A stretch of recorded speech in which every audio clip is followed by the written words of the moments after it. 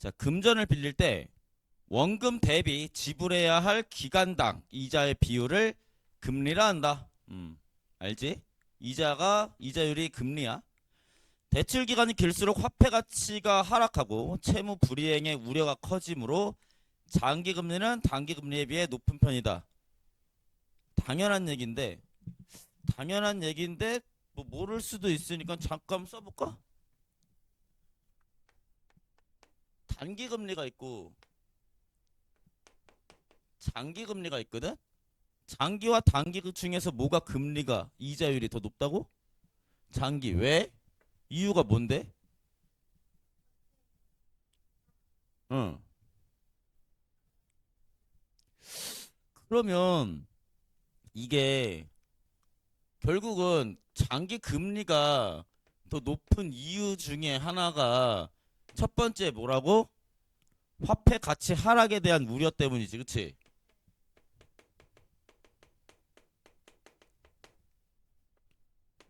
또 하나는 채무 불이행의 우려. 이 둘 다 무슨 말인지 이해돼?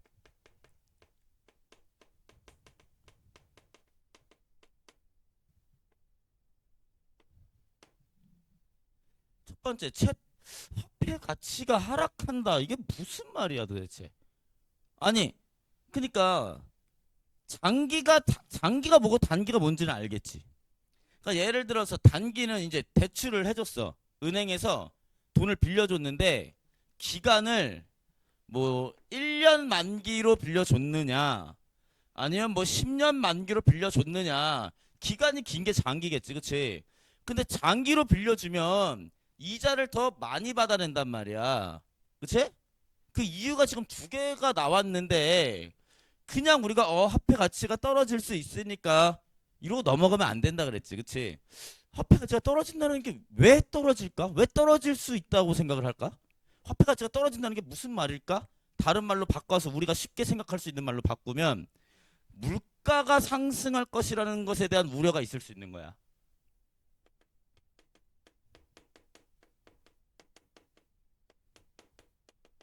그러니까 무슨 말이냐면 지금 예를 들어서 새우깡 한 봉지에 1,000원이라고 쳐봐. 새우깡이 1,000원이야. 내가 2026년에 돈을 빌려줬단 말이야. 그 대가로 이자를 받을 거야. 자, 예를 들어서 단기로 1%의 이자, 그리고 장기로 10%의 이자가 있다고 쳐보자고. 좀 극단적으로 차이를 많이 줬어. 자, 내가 1,000원이라고 한다면 1,000원에 대한 이자는 얼마 받는 거야, 그러면? 10원. 그럼 얘는 1,010원이 됐어. 얘는 얼마가 돼? 1,100원이 됐단 말이야. 그럼 누가 이득이야? 얘가 이득이기는 하지, 당연히. 맞지? 여기까지 돼? 잠깐만. 아니, 잠깐만.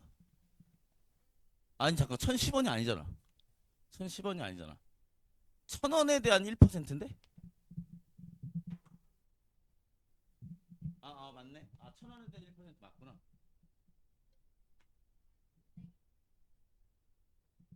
돈을 빌려준 사람 입장에서. 그러니까 예를 들어 이거지. 우리는 이자를 어떻게 받는 거냐면 우리가 은행에 예금을 하지. 그러면 우리가 은행한테 돈을 빌려준 셈인 거야. 우리 돈을 은행한테 줬으니까. 우리가 은행한테 돈을 빌려준 셈이지. 그래서 은행이 우리한테 이자를 주는 거야. 저축을 하면. 반대로 대출을 받으면 우리가 은행한테 돈을 빌린 거야. 은행이 우리한테 빌려줬지.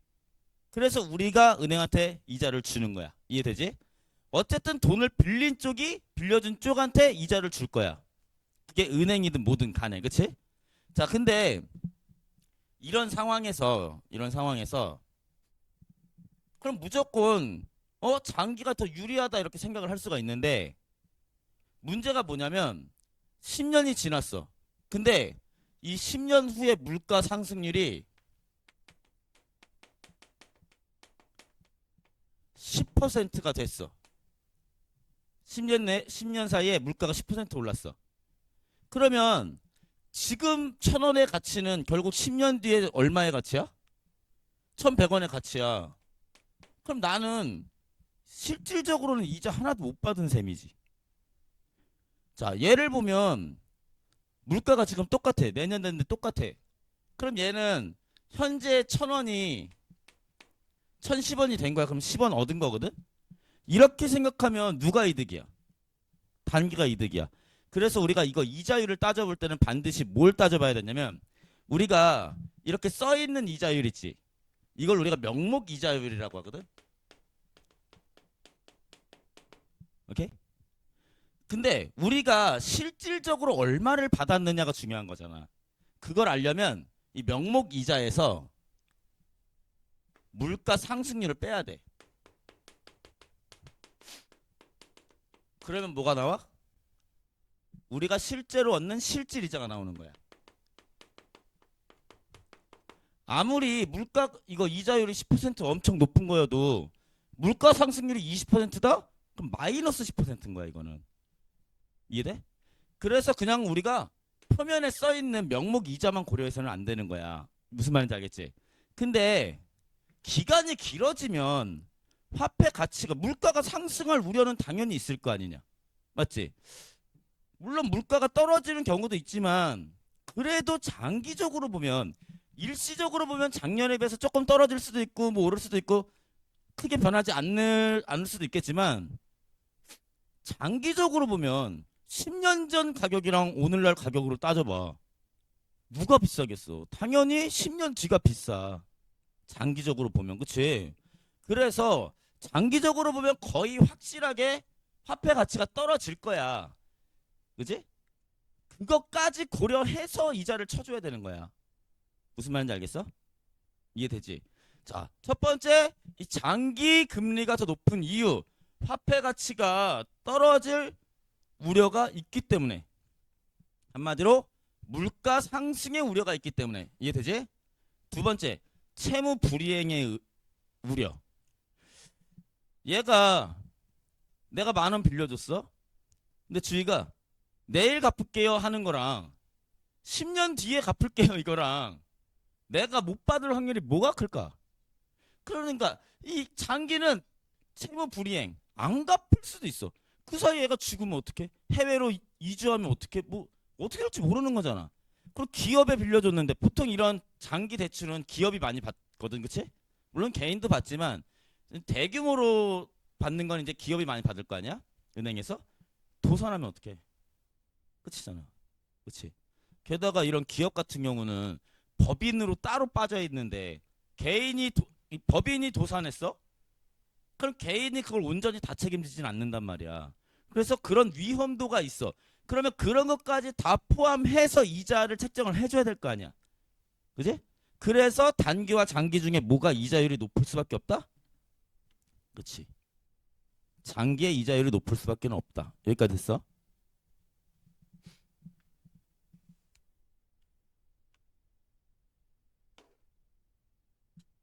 나 오늘 왜 숨차지? 자, 근데 역사적으로 보면 장기 금리가 단기 금리에 비해 낮아지는 현상이 생길 수 있어. 그거는 정상적인 건 아니지. 정상적인 건 그러니까 디폴트 값이 지금 장기 이자가 더 높은 게 이게 정상이야. 그치? 근데 이게 뒤바뀌는 현상이 생길 수 있단 말이야. 그걸 뭐라 그래? 단기와 장기의 역전 현상이라고 해. 그치? 장단기 금리 역전 현상. 그러면 이런 현상이 발생을 하면 뭐가 생기곤 했대? 경기 침체가 생기곤 했대.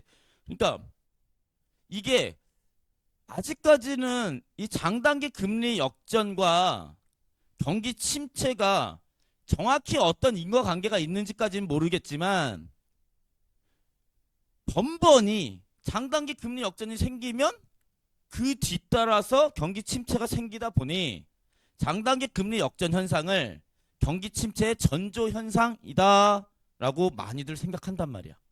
이해돼? 오케이. 자, 만약에 이 단기 금리가 장기 금리를 앞서게 된다?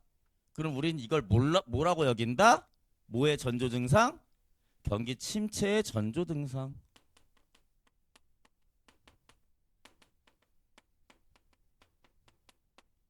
이렇게 됐지?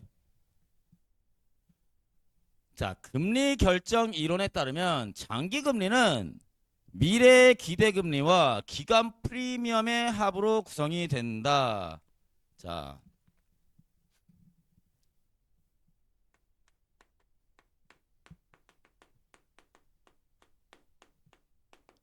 자, 금리 결정 이론이라는 이론이 있어. 그치? 여기서 이제 장기 금리가 있는데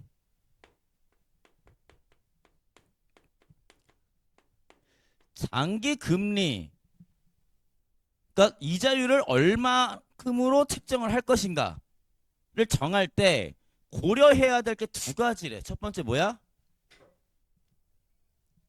그치? 미래 기대 단기 금리.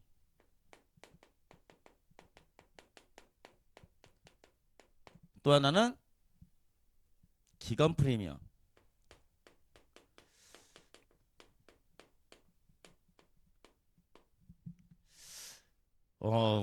우리는 항상 이거 읽을 때 이게 무슨 말일지 계속 왜라는 질문을 던지자고 했었고 또 예측하면서 읽으면 뒤에 더 쉽게 읽을 수 있다고 얘기했지. 지금은 그런 훈련 중이니까 뒤에 뭐 얘기를 해줄 것 같긴 한데 예측을 해보자고.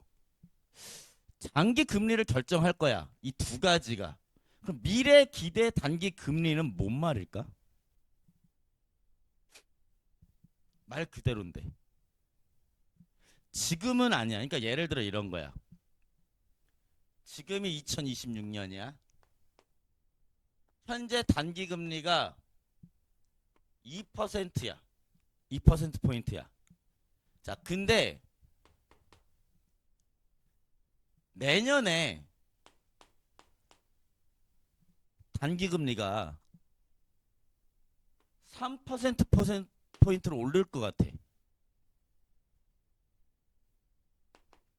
그리고 2008년엔 4%, 9년에는 5%, 10년에는 6% 꾸준히 오를 것 같아. 그러니까 지금은 모르지. 지금은 현재니까 이렇게 됐다가 아니야. 근데 미래에 단기 금리가 이럴 것이라고 기대가 돼. 만약에 이런 식으로 단기 금리가 꾸준히 상승할 것이다라는 기대가 생길 거란 말이야. 자, 그러면 장기 금리가 어떻게 될지 한번 생각해봐. 하나하나 따져보면 돼. 자, 사고의 과정을 이렇게 한번 해보자. 단기 금리가 올랐어. 올랐어가 아니라 오를 것 같아. 그러면 단기 금리가 좋은 거야, 안 좋은 거야? 좋은 거야. 맞지? 내가 만약에 이 채권 상품을 산다 뭐 이런 식으로 했을 땐 금리 높은 상품에 투자하는 게 좋겠지. 내가 만약에 투자자라면 그러면 나는 단기에 투자를 할 것 같아. 단기가 오를 거니까. 그럼 지금 장기가 인기가 많을까 적을까? 장기 상품은 인기가 적겠지. 그럼 인기가 적은 상품을 팔아야 돼. 인기가 적은 상품을 팔 거면 이자를 많이 줘야 될까 적게 줘야 될까? 많이 줘야 되겠다. 그러면 단기 금리가 오를 것이라고 예상이 돼? 그러면 당연히 장기에 비해서는 단기가 더 매력적이겠다. 장기는 별로 메리트가 없다. 메리트가 없는 거를 팔아야 돼? 그러면 이자를 많이 줘야 되겠다. 이렇게 생각할 수 있다는 얘기야. 무슨 말인지 알겠어? 근데 반대로 봐봐. 단기 금리가 쭉쭉쭉쭉쭉 떨어질 것 같아. 앞으로 이자율이 쭉쭉쭉쭉 떨어질 것 같아. 그러면 얘는 지금 만약에 5%인데 내년에 사면 4%, 3%, 2%, 1% 이런 식으로 간대. 그지? 근데 장기를 사면 지금 5%인데 5%, 5%, 5%, 5%, 5%로 간단 말이야. 장기 금리라는 건 그거야. 지금 내가 계약을 체결할 때 현재 금리로 만료 기간까지 고정된 이자로 받는 거야. 이해돼? 10년 만기 채권이다? 그러면 10년간 쭉 동일한 이자를 받아요. 중간에 이자율 변동의 영향을 안 받아. 그래서 만약에 이자율이 오를 것 같다? 그러면 나는 고정인데 얘는 올라? 그럼 얘가 매력이 없는 게 되겠지만 앞으로 쭉 내려갈 것 같대. 근데 나는 이걸로 계속 먹을 거야. 고정 수익으로. 좀 매력이 있어 없어? 있어. 그러면 장기 투자자들이 많아질까 안 많아질까? 장기 투자자들이 많아지겠지. 지금 장기 채권이 떡상하겠지. 그러면 인기가 많겠지. 수요자가 몰리겠지. 수요자가 몰리면 가격은 어떻게 될까? 올라가겠지. 그치? 자, 가격이 올라간다는 얘기는 다시 말해서 이런 거야. 이자를 많이 준다, 적게 준다? 적게 준다는 얘기야. 왜? 그래도 팔리니까. 인기가 많은데 뭐하러 이자를 많이씩 주겠어? 이해돼? 자, 이게 바로 미래 기대 단기 금리가 장기 금리에 영향을 미치는 부분이라고 한 거야. 그럼 우리는 여기까지 사고 과정을 끝냈잖아. 근데 이제 문제 풀 때 또 이 사고 과정이 기억이 안 날 수도 있잖아. 그러면 여기다가 써놔. 기대 단기 금리가 오를 것이라고 예상이 된다. 그러면 장기는 어떻게 되겠다? 같이 오른다. 맞지? 하나만 써놓으면 이제 반대는 반대니까, 그치? 솔직히 이제 이게 다 이해가 돼 있으면 안 써도 되겠지. 너네는 근데 지금은 처음 배우는 거니까 사고 과정을 최대한 니네 눈으로 보게끔 써놓는 게 좋아. 나중에는 안 써도 돼. 나중엔. 왜냐면 1 더하기 1이 2인 거는 안 써도 알잖아. 뻔한 건 안 써도 돼. 근데 그 정도 실력이 될 때까지는 써놔. 왜? 헷갈리니까. 이해되지? 자, 그럼 기간 프리미엄은 뭘까? 기간 프리미엄. 장기 금리인데 기간이란 말이 붙었으니까 아마도 이거는 기간에 따른 위험도 때문에 붙는 이자율일 거야. 그치? 자, 그러면 위험도가 클수록 어떻게 될까? 기간 프리미엄은 많이 붙겠지. 이해되지? 그런 얘기일 것 같아. 자, 그럼 읽어볼게. 맞는지. 전자는 향후 통화 정책에 대한 시장의 예상을 반영하며 통화 정책에 대한 시장의 예상이라고 얘기를 했거든. 선생님이 얘기한 거랑 좀 다른가? 할 수 있어. 그치? 근데 다른 말이 아닌 게 지금 보면 통화 정책에 대한 예상이야. 이게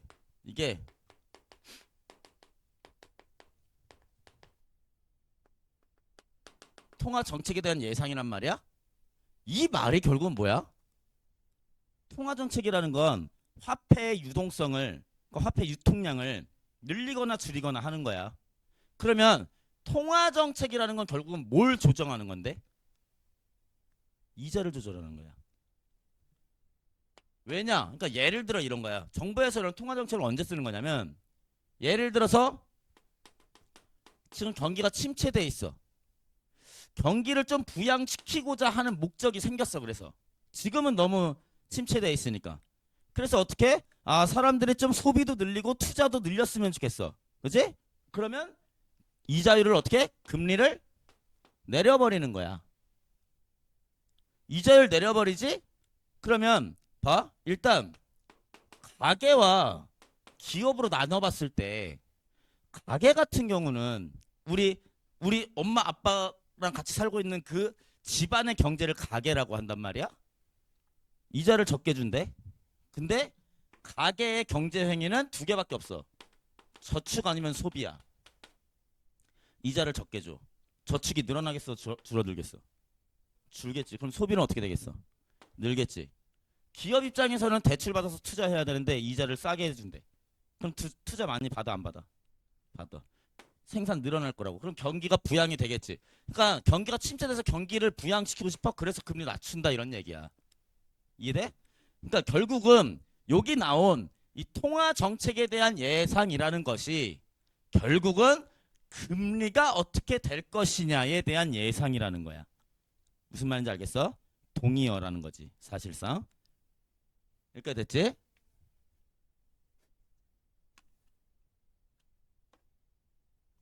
경제지문은 이 흐름을 제대로 이해해 놓으면 되게 쉽게 읽혀.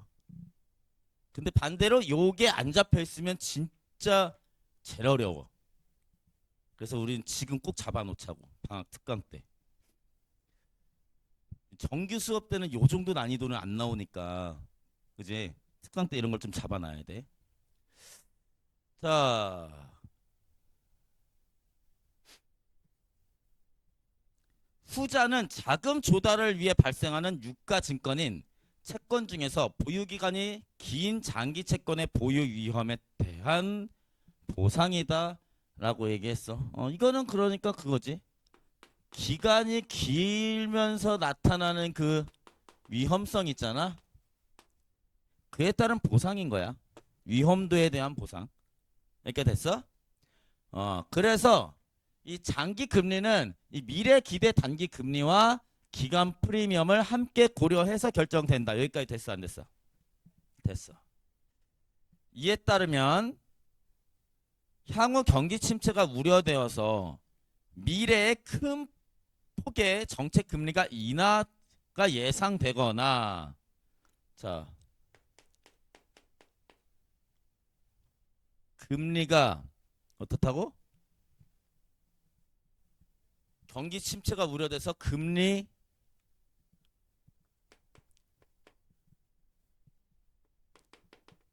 인하가 예상이 되거나, 혹은 기간 프리미엄이 낮아진다.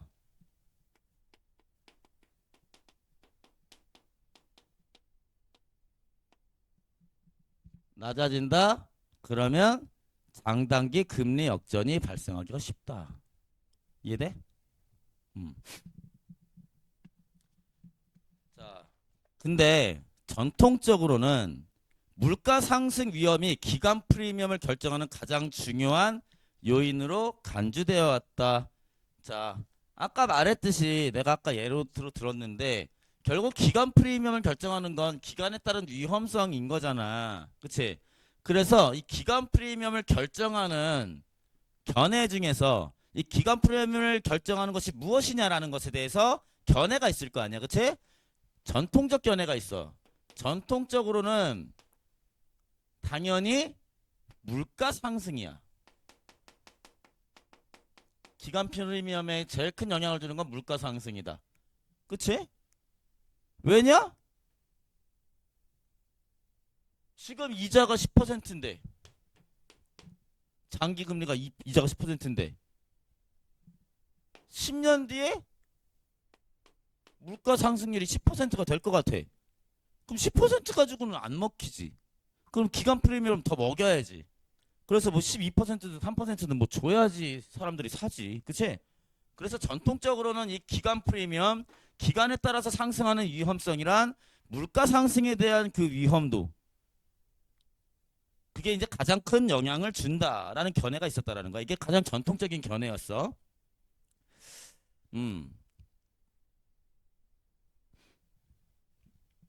채권은 지급될 이자가 이미 확정되어 있는 것이므로 물가가 계속해서 상승하면 채권 수익률의 가치가 상대적으로 낮아지면 그만큼 장기 채권의 보유 위험이 커지기 때문이다.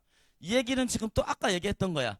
그러니까 채권의 이자 수익률은 정해져 있다라는 것은 명목 이자는 고정적인데 물가 상승이 변동을 하면 실질 이자가 달라질 수 있다. 이 얘기를 지금 이렇게 해놓은 거야. 똑같은 말이야. 이해됐어? 오케이. 자, 그러나 최근 일군의 학자들은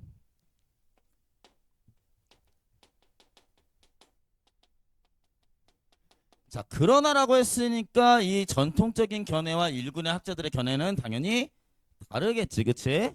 자, 얘네는 뭐라고 얘기를 하나 볼게. 기간 프리미엄에 영향을 미치는 보다 중요한 요인, 물가 상승보다 더 중요한 요인은 뭐래? 장기 국채 수급에 있다라고 봤대.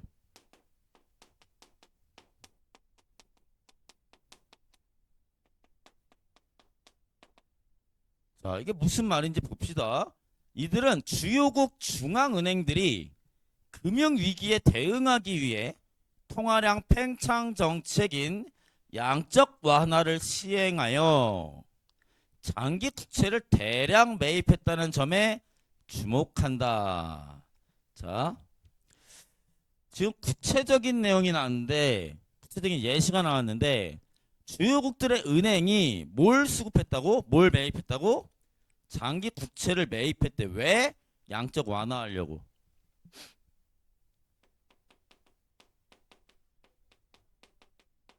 잠깐만.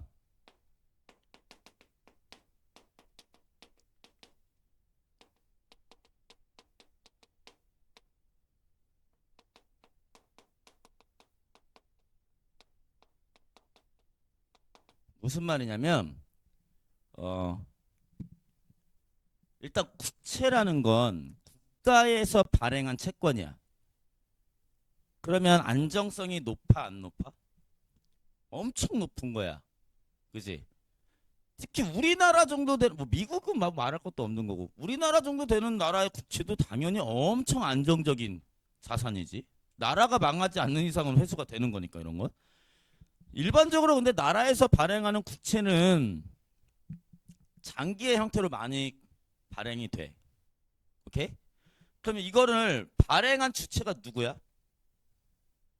국가가 발행을 해. 그러면 이걸 누가 샀겠어? 국민이 샀겠지. 기업들도 다 국민이니까.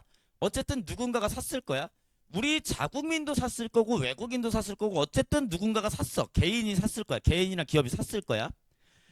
매입을 했다라는 거야. 그러면 개인이나 기업으로부터 국채를 누가? 국가가 다시 중앙은행이 다시 사들였다라는 거야. 그럼 얘네들한테 돈을 준 거야 안 준 거야? 국채를 산 값을 다시 돌려준 거지. 그치? 샀으니까. 그러면 시장에 돈이 많이 풀린 거야 안 풀린 거야?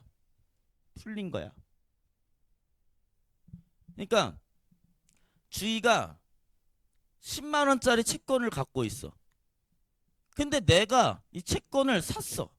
그럼 주희는 채권 대신 10만 원이 생긴 거잖아. 무슨 말인지 알겠지?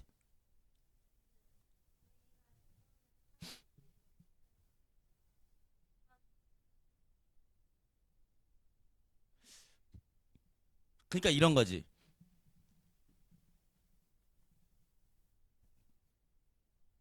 그러니까 주희가 매입한 가격보다 비싸게 매입을 하냐? 그러니까 주희가 채권을 매입한 가격보다 비싸게 매입을 하냐? 그러겠지? 당연히 메리트가 있어야 팔지. 주희 입장에서도 그치? 물론 근데 주희가 파는 이것도 그걸 거야. 중간에 파는 거잖아.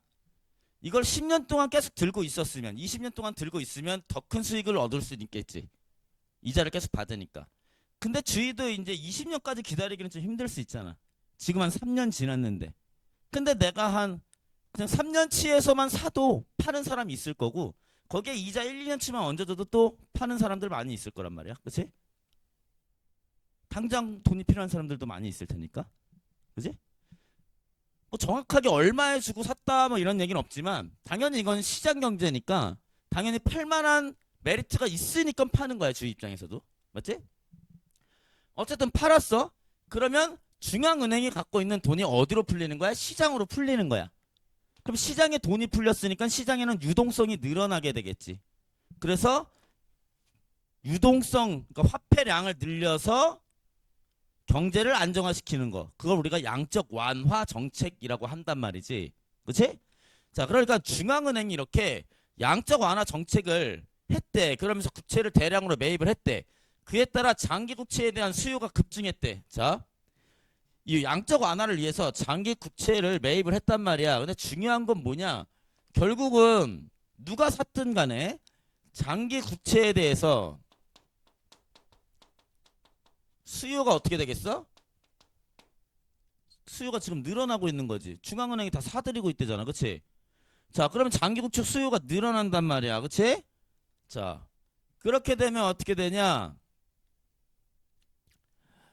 국채 가격이 상승하면서 기간 프리미엄이 크게 낮아졌다라는 것이다. 자, 수요가 늘어나. 그러면 국채 가격이 올라. 왜? 수요가 증가했으니까. 인기가 많은 거니까. 그치? 자, 그러면 이자 많이 줄 거야? 적게 줄 거야? 인기 많은 놈인데. 적게 줄 거지. 그치? 맞아? 그러면 결국은 그 위험성에 대한 프리미엄 붙는 게 이제 기간 프리미엄인데 기간 프리미엄을 많이 줄 필요가 있을까? 지금 이게 인기 상품인데? 결국은 이거랑 이거 고려해서 이자를 결정을 하는 건데 그치? 기간 프리미엄을 많이 그러니까 얘랑 고려해서 이자를 결정하는 건데 기간 프리미엄을 많이 줄 필요가 없겠지. 지금 인기가 많은데 어차피 수요자가 넘치는 상황인데, 그치? 그러면 어떻게 될까? 기간 프리미엄이 낮아질 거란 말이야. 이해됐어, 안 됐어? 됐어. 자, 그러면 이렇게 기간 프리미엄이 낮아지면서 장기 국채가 인기가 많아지면서 기간 프리미엄이 낮아진단 말이야. 그러다 보면 이런 게 또 영향을 줘서 장단기 역전 현상이 생길 수도 있겠지. 그치? 단기 이자가 더 커지는 장단기 역전 현상이 생길 수도 있겠지. 근데 이게 지금 뭐 때문에 한 거야? 양적 완화를 하려고 하는 거란 말이야. 결국은 이게 경기 부양을 시켜주려고 한 거잖아. 경기를 부양시키려고 하다 보니까 이렇게 된 거지. 맞아? 그러면 얘가 경기 침체의 전조야? 얘는 오히려 경기 부양의 전조인데? 그러니까 아까 봐봐. 시작이 이렇게 얘기했지. 장기와 단기 금리는 원래 장기가 더 높아야 정상이지. 근데 장기와 단기의 금리가 역전되는 현상, 장단기 금리 역전 현상이 생겨. 그러다 보면은 번번이 경기 침체 현상이 생겼다 이거야. 그래서 우리는 장단기 금리 역전 현상이 생기면 경기 침체의 전조 현상이구나. 곧 경기 침체가 생기겠구나. 이런 예상을 한단 말이야. 맞지? 자, 그런 얘기를 하다가 얘가 지금 뭐라고 하냐면 그래? 장단기 금리 역전 현상이 경기 침체의 전조 현상이라고? 근데 잘 봐. 중앙은행이 지금 경기가 침체돼서 현재 침체돼서 경기를 부양시키고자 국채를 막 매입하는 상황을 생각해봐. 이거는 지금 양적 완화 정책을 통해서 경기를 부양시키려고 하는 거지. 그럼 이거 하면 경기 침체되겠어? 경기가 부양되겠어? 부양이 될 거야? 근데 이러면서 뭐 어떤 현상이 생겼어? 얘가 지금 국채 매입하면서 국채 수요가 늘다 보니까 국채 가격이 오르게 되고 기간 프리미엄이 내려가서 장단기 금리 역전 현상이 생길 수 있는데, 그러면 장단기 금리 역전 현상이 경기 부양의 전조 증상인데, 이거는 이런 경우엔 이 장단기 금리 역전 현상이 경기 침체의 전조가 아닌데? 이런 얘기야. 무슨 말인지 알겠어? 오케이. 자, 이들은 장단기 금리 역전이 나타날 당시에 시장이 경제 침체를 예상했다면 실제로 찾아올 가능성이 높다. 자, 볼게.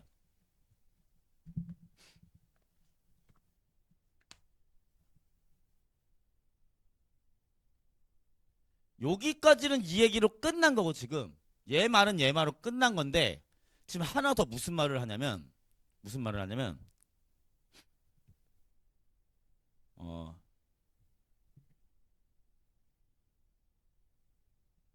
별개로 좀 무서운 얘기를 하는데, 경기 침체를 예상하지 그냥?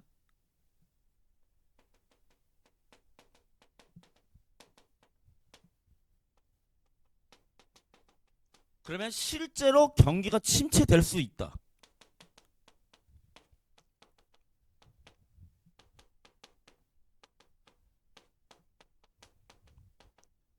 지금 이 얘기를 한 거거든. 지금 여기까지의 흐름은 다 된 거고, 얘가 마지막에 조금 의미심장한 얘기를 했지. 경기 침체를 예상하면 그 예상하는 것만으로도 실제로 경기 침체가 될 가능성이 있대. 요거는 근데 조금 간단하게만 생각을 해도 지금 아직 경기 침체가 된 것은 아닌데 경기 침체가 될 것이라 우리가 예상을 하고 있단 말이야. 그러면 가게에서는 일단 소비를 늘릴까? 앞으로 경기가 침체될 것 같은데? 그치? 이런 예상만으로도 경기 주체들의 경제 활동에 영향을 준단 말이지. 그러면 실제로 경기 침체가 된 건 아닌데 경기 침체에 대한 예상만으로도 경제 주체들의 움직임이 거기에 맞춰서 바뀌다 보니까 실제로 경제 침체가 될 수도 있다는 얘기야. 여기까지 됐어? 이게 가 문단의 내용이었어. 정리돼야 안 돼? 되지. 이거 다시 한번 정리.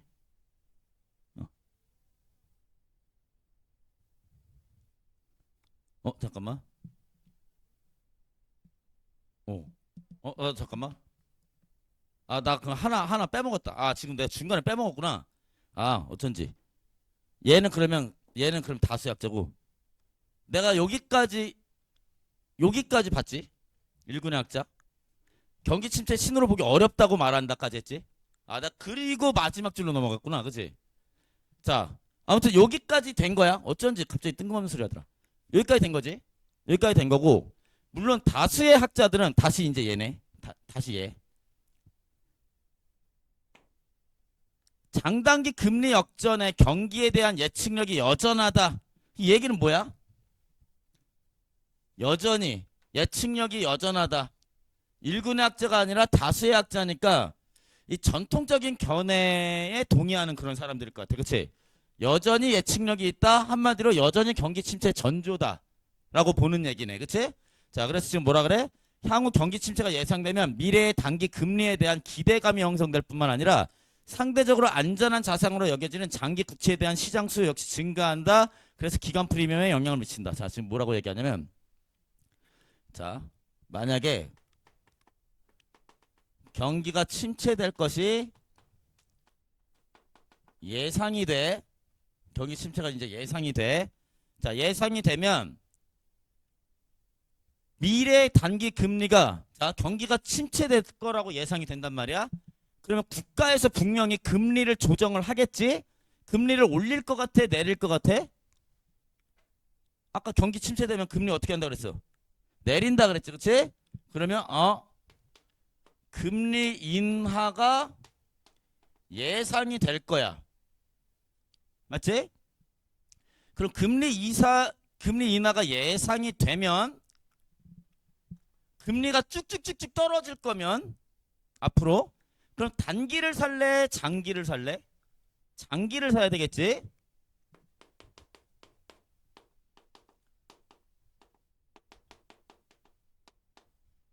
그지? 그러면 장기 채권 수요가 늘어나니까 당연히 얘의 기간 프리미엄은 어떻게 되겠어?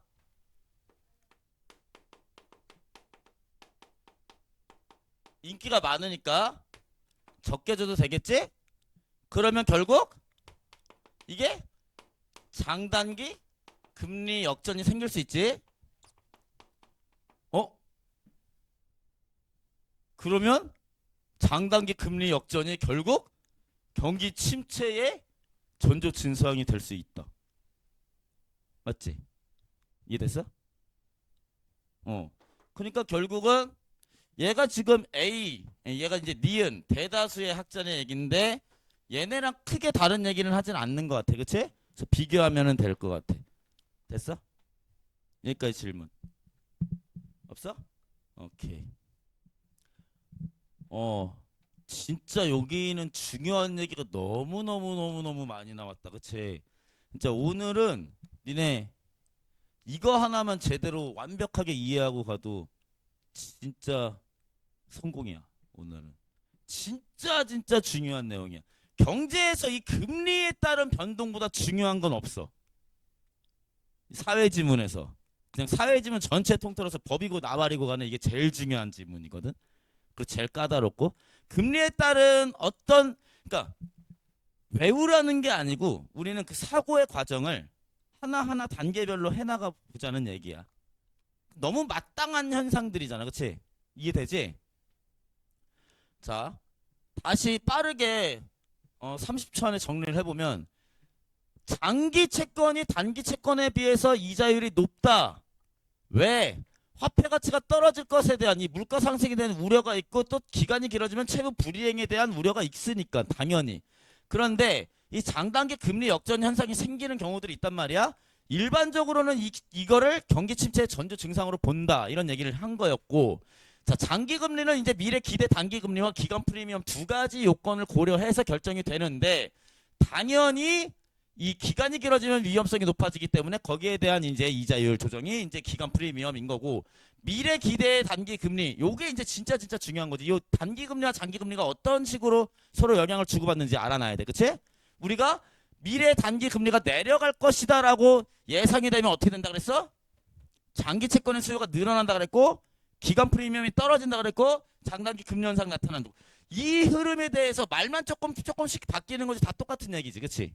맞지? 얘는 지금 뭐라고 하고 있어? 일군학자들은 만약에 지금 경기가 침체돼 있는 상황인가 봐. 경기를 부양하고 싶어. 국채를 매입해. 왜? 양적 완화하려고. 그러다 보면 수요가 증가하고 가격이 증가하고 기간 프리미엄이 떨어질 수 있고 이러다 보니까 장단기 똑같이 장단기 금리 역전 현상이 생기는 건데 어떤 차이야? 얘네 중앙은행이 한 이유는 경기 부양을 위해서 하다 보니까 이렇게 된 거니까 얘는 경기 침체의 전조 증상이 아니다라고 얘기를 하는 거고 얘는 똑같이 했는데 결국은 경기 침체가 예상이 됐기 때문에 요거를 한 거고 그래서 이런 것들이 경기 침체로 이어질 수 있다 이 얘기를 한 거고 똑같은 현상을 다른 관점으로 보는 거지. 이해됐어? 오케이.